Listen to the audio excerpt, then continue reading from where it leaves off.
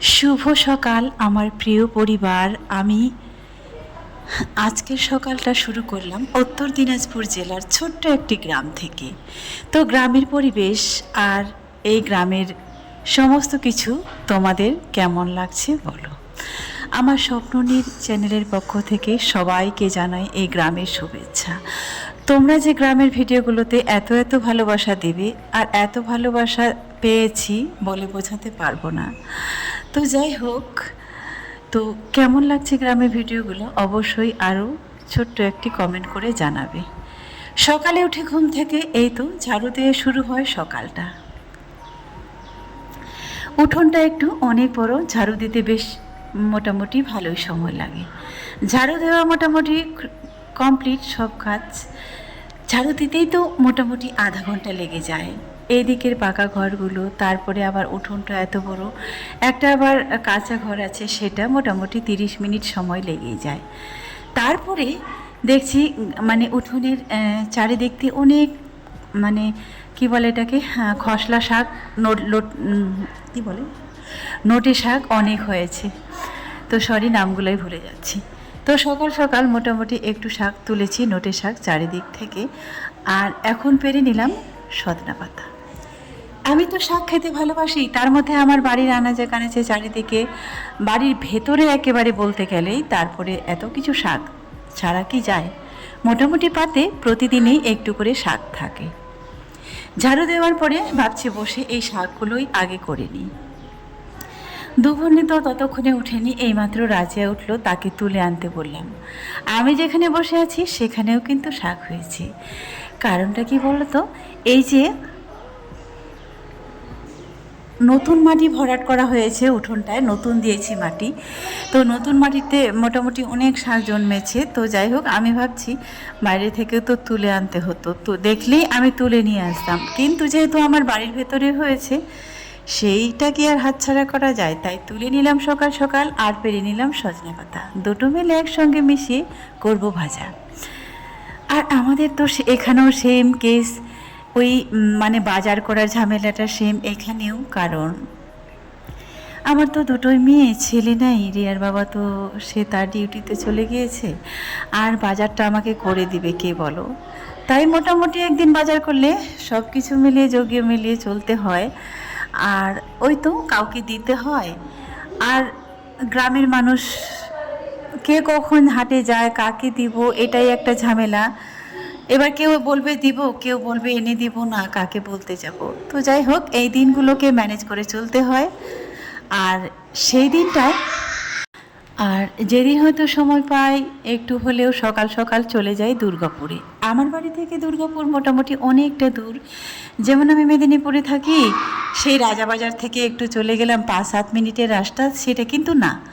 বাড়ি থেকে বের হলে মোটামুটি 1 থেকে 1.5 ঘন্টার মোটামুটি লেগেই যাবে, আসা যাওয়া বাজার করা সব মিলিয়ে। তো সেই জন্য গ্রামের মানুষও যেমন প্রতিদিনে বাজার করে না, আর সপ্তাহে 1 দিন কিংবা 2 দিন, তো এইরকম আমি সপ্তাহে 1 দিন করলেও মোটামুটি চালিয়ে নিতে হয় ম্যানেজ করে। আর এই যে এই কটা দিন কিন্তু প্রচুর রোদ, একটু এই তো এখন বাজে 5টা 5:30 মতো, তাতেই কিন্তু অনেক কাজবাজ হয়ে গেছে। মেদিনীপুরে থাকলে কিন্তু 8টার আগে কিন্তু কেউ উঠে না, দুবনেও উঠে না। আর মোটামুটি আমি যাই হোক 7টার মধ্যে উঠি। তো কাপড় কাচাকাচিও মোটামুটি আমার 5:30টার মধ্যে কমপ্লিট, শাক বাছা কমপ্লিট, ঝাড়ু দেওয়া কমপ্লিট। তারপরে ভাবছি কাপড়টাও ধুয়ে কেচে দিলাম, তারপরে শুকাতে দিয়ে দিই। রান্নাবান্না মোটামুটি একটু দেরি হবে, 10টা-11টার দিকে করব। এখানেও তো মুড়ি খাই, আর এখানেও কিন্তু আমার তেমন কোনো তাড়া নেই। কারণ কি বলো তো, আমরাই তো 3 মা বেটি, রান্না করব যখন তখন খাবো, কোনো তাড়া নেই, কেউ বলবেও না। আর এবার চলে আসি মাঠের কাজে। তোমরা হয়তো বলবে যে চাষবাস আর অন্য কিছু কাজ, তো হ্যাঁ, চাষবাসের কাজটা হচ্ছে আমি কিন্তু দিয়ে দিয়েছি। জমি কিন্তু যেমন আমরা বছরে দিয়ে দিয়েছি, টাকা দিয়ে দেয় আর বাস 1 বছরের জন্য করে দিয়ে দিয়েছি। এই জন্য চাষবাসের আর মাঠের কোনো ঝামেলা নেই, তবে যেটুকু করি সেটাই। এই তো এখানে যে কদম গাছগুলো কাটা হয়েছিল, সেই গাছ থেকে কিন্তু অনেক ডালপালা পাতা ছিল, এগুলো এভাবেই রেখে দিয়েছিলাম। এবার ভাবছি এত রোদ দিয়েছে, একদম নীল আকাশ, পরিষ্কার আকাশ, এই আকাশে কিন্তু বৃষ্টি হওয়ার কোনো সম্ভাবনাই নেই। তাই ভাবলাম এই রোদে এই কাঠগুলো এখানে বের করে দিব, কাঠগুলো শুকিয়ে যাবে, মোটামুটি পাতাগুলো যাই হোক শুকাবে, সেগুলো লাকড়ি হলে জ্বালানো যাবে। যবে থেকে এসেছি এই গ্রামে আর গ্রামের বাড়িতে, তবে এই সুযোগটা নিয়েছি। যাই হোক, এই সুযোগটাকে কাজে লাগিয়ে দিলাম, হাতছাড়া করা যাবে না। কারণ কোন সুযোগটা বলো তো? এই মাটির চুলায় রান্না করতে আমার ভীষণ ভালো লাগে। আর যেহেতু চান্স পেয়েছি আর বাড়ির এত এত কাঠ, তাই এই ধামাকা উনুনেই রান্না করে যাচ্ছি। প্রায় তোমাদের বলতাম আমার উনুনে রান্না করা ভালো লাগে, আর উনুনে রান্নাও যে এত স্বাদ, যারা খাও তারা নিশ্চয় জানো। গ্রামের মানুষ, যারা শহরে থাকো তারা আর এটার মূল্য কী বুঝবে বলো। একটু আগে তোমাদেরকে বললাম বাজারের সমস্যাটা, প্রবলেমটা। একটা ভাস্তাকে ফোন করে বললাম, সে মাংস কাটে মোটামুটি। তো এই চান্সটাও কিন্তু আমাদের গ্রামে ছিল না, একটা কোনো দোকানই পাবে না। 1 কিলো আলু নিয়ে আসবো, সেটাও না, যেটা 10 বছর আগে ছিল না সেটা মোটামুটি আজ হয়েছে। 1 কিলো আলু কিনলেও কিন্তু ওই দোকানটায় পাবো, আর মাংস মোটামুটি পাওয়া যায়। তাই ভাস্তাটাকে কল করে বললাম আমাদেরকে 500 মাংস এনে দিতে। 2 মামেটি 2 দিন হয়ে যাবে, 3 মামেটি মিলে। তো ওই মাংস রান্না করব আলু দিয়ে, আর করব শাক ভাজি। এই কাঠগুলোও রোদে কিন্তু শুকিয়ে একেবারে ঝনঝনা হয়ে গেছে। এখনই তুলব না, মোটামুটি বিকেলের দিকে তুলব, সারাদিনে যতটাই রোদ লাগে।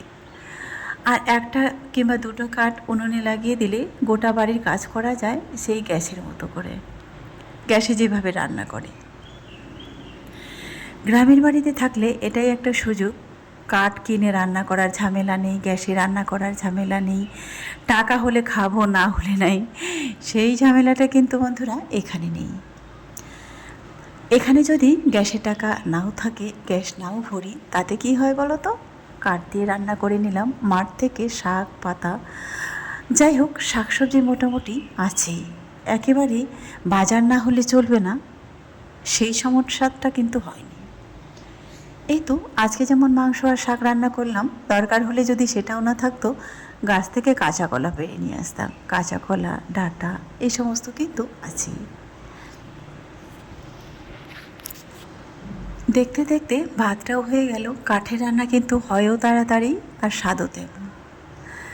রিয়াকে বললাম মশলাটা একটু কুটে দিতে, তো সে বলল মা মশলা আমি মশলা বাটতে পারবো না, হাত জ্বালা করবে। তো বললাম ঠিক আছে তাহলে আমিই দেব।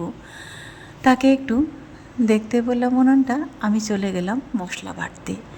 আসলে গ্রামে থাকা আর এই সময় এই যে কড়া রোদ, এই তাপদাহের মধ্যে লঙ্কা শিলে বাটলে সত্যি হাত জ্বালা করে। আমরা তো বড় মানুষ, তাতেও কিন্তু জ্বালা করে, আর ও তো ছোটো, তাতে ওর হাত কিন্তু বেশিই জ্বালা করবে। এই তো শাকের কালারটা তোমরা দেখতেই পাচ্ছ কত সুন্দর হয়েছে। রান্না মোটামুটি কমপ্লিট।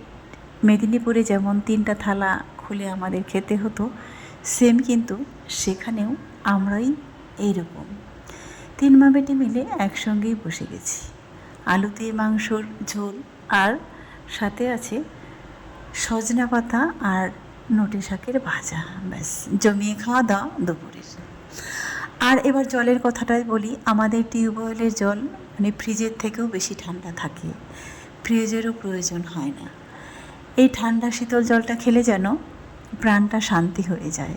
এই হচ্ছে গ্রাম, আর এটাই গ্রামের সুযোগ সুবিধা।